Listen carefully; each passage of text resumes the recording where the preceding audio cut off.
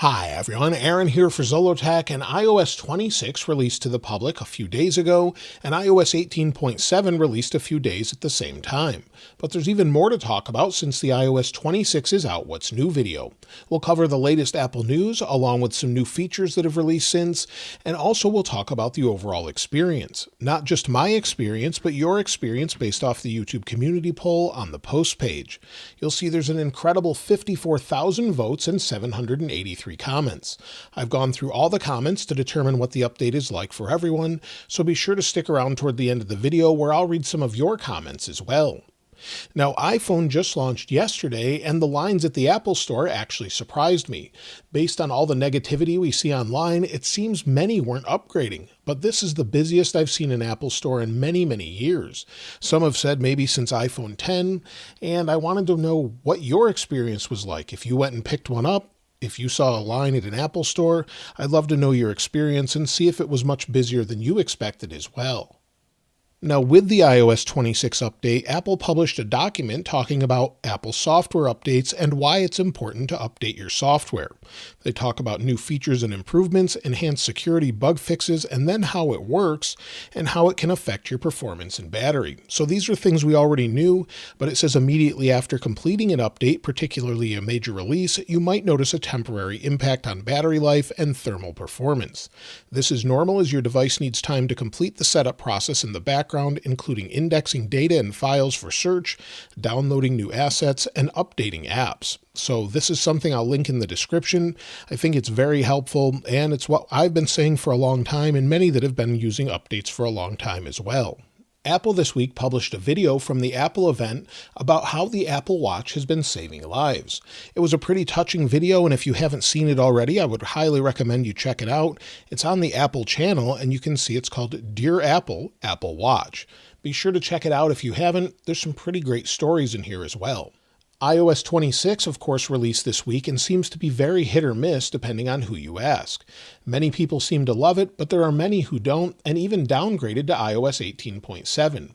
We'll talk more about this a little bit later, but there's been criticism on Reddit, other places such as MacRumors forums, and I think much of it has stemmed from slow animations on some iPhones, effects and changes that people just don't like, contrast, blurry app icons, and much more. So again, we'll talk more about this when we talk about the experience, but it seems like it's getting more and more traction. However, I actually like it so far. There's definitely some issues though, but it seems to be pretty good overall.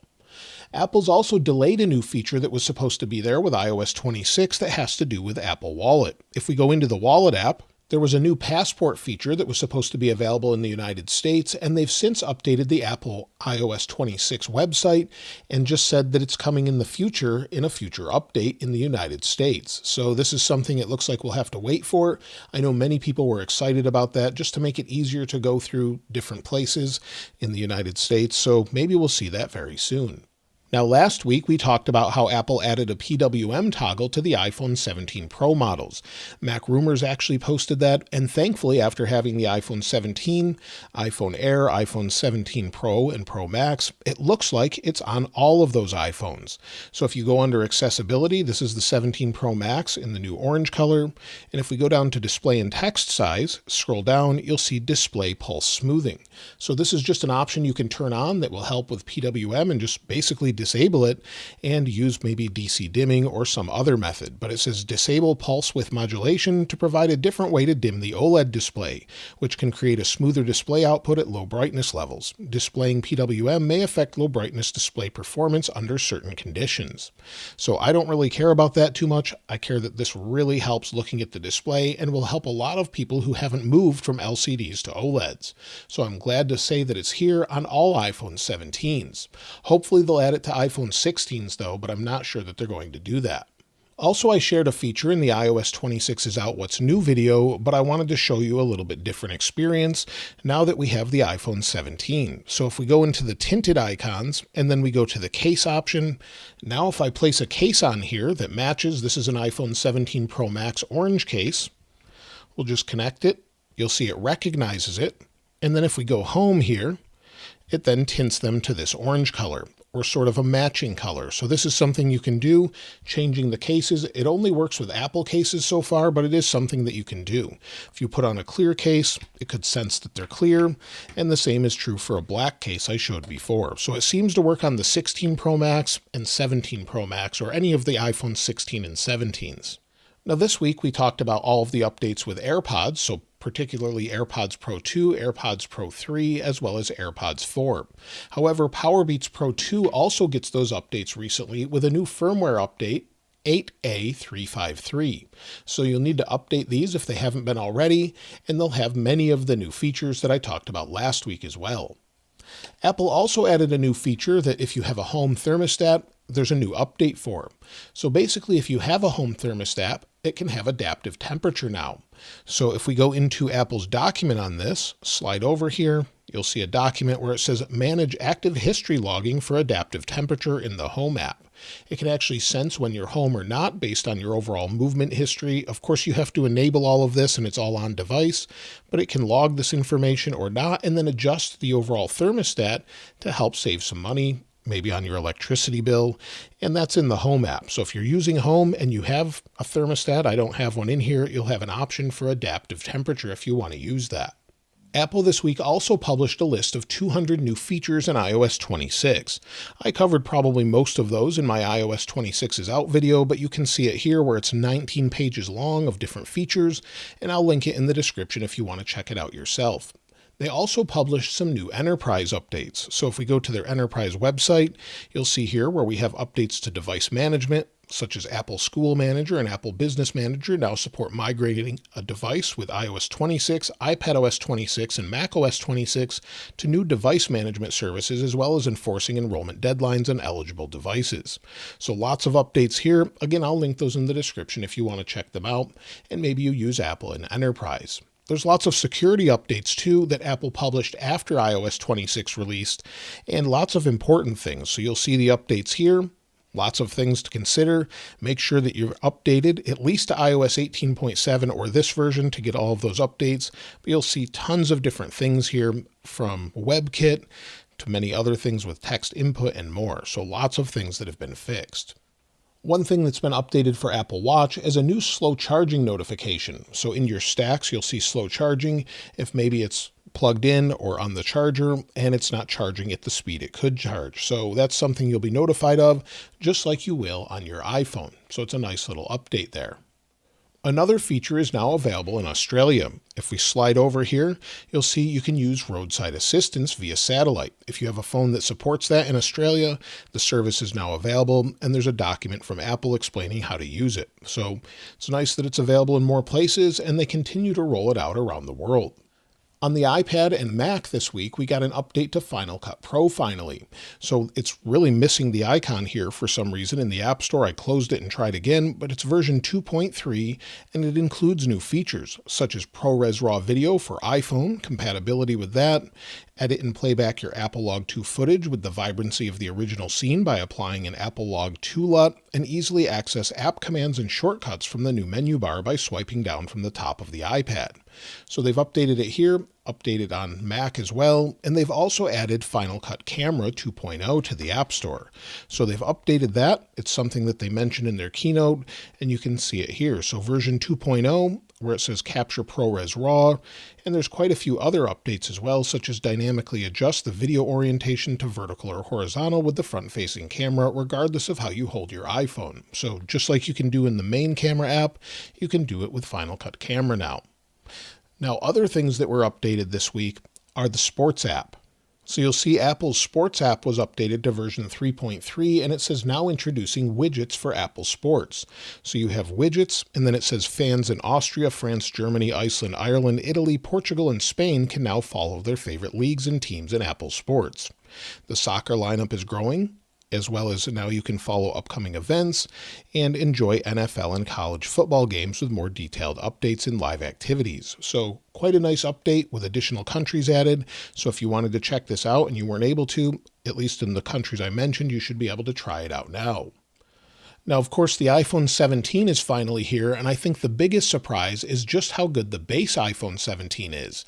If you don't care about having the huge battery in the iPhone 17 Pro Max and the additional telephoto zoom lens, you're basically getting the same sort of phone with a 120Hz display, 3000 nits of brightness, and a better battery, and just a really great phone overall. So I'm curious if you picked up a regular iPhone 17, an iPhone Air, or iPhone 17 Pro or Pro Max, and what color you're using as well. I haven't really settled on the one I'm going to use. I really like the blue color. I also like the iPhone Air, but I'm really liking the feel of the 17 Pro Max. But let me know what you think in the comments below. There's also a few other releases to talk about. Apple again released a Safari technology preview. It seems like we get one every week or two, and we're at version 228. So it's available for macOS Tahoe and macOS Sequoia to test out the latest updates.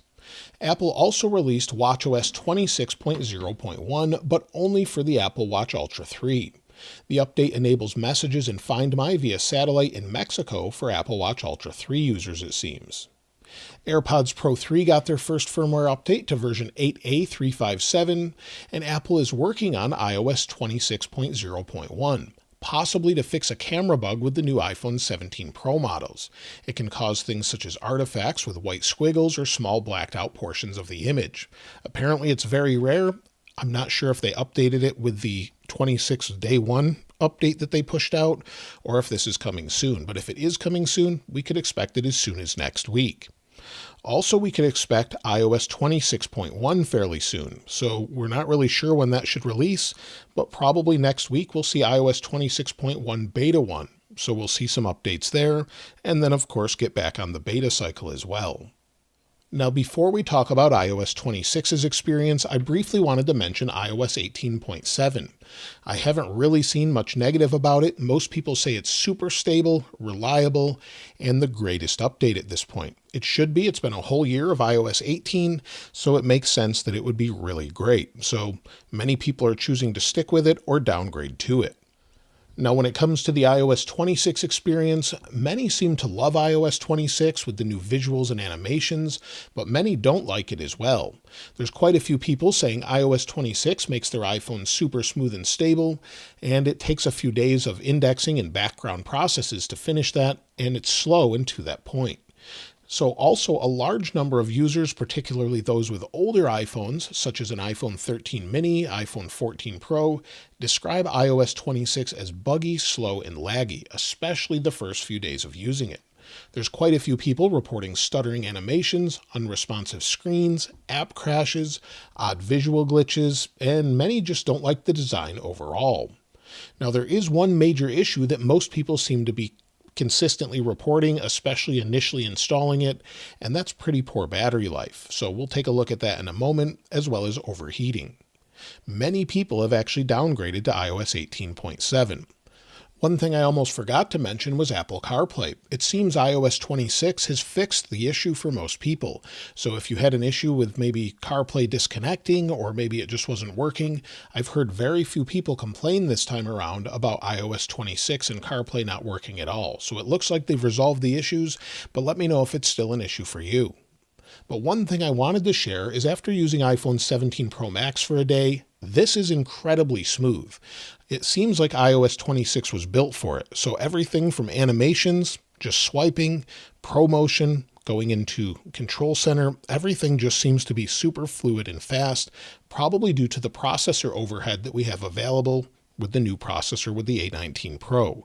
So everything is just incredibly smooth and fast to load. And here is an iPhone 16 Pro Max that I used up until today. We'll go into music. You'll see scrolling was a little stuttery on the 16 Pro Max. Maybe we'll open the camera. Let's try that again. We'll open it back up. Similar speeds there. Maybe settings. We're in different spots, but you get the idea that generally things seem to be smooth sometimes on the 16 Pro Max, but there's such a difference on the 17 Pro Max, and it seems like many people are noticing that from just scrolling to everything else. So with overall performance, it's incredibly smooth, but on older devices, it does seem like it is speeding up after a few days. Now, heat in thermals has been a big concern, but so far, after a few days, like I mentioned, it gets much better. The iPhone 16 Pro Max is nice and cool. We've had both displays on, and the iPhone 17 Pro Max seems to stay fairly cool, but dissipates heat a little bit differently.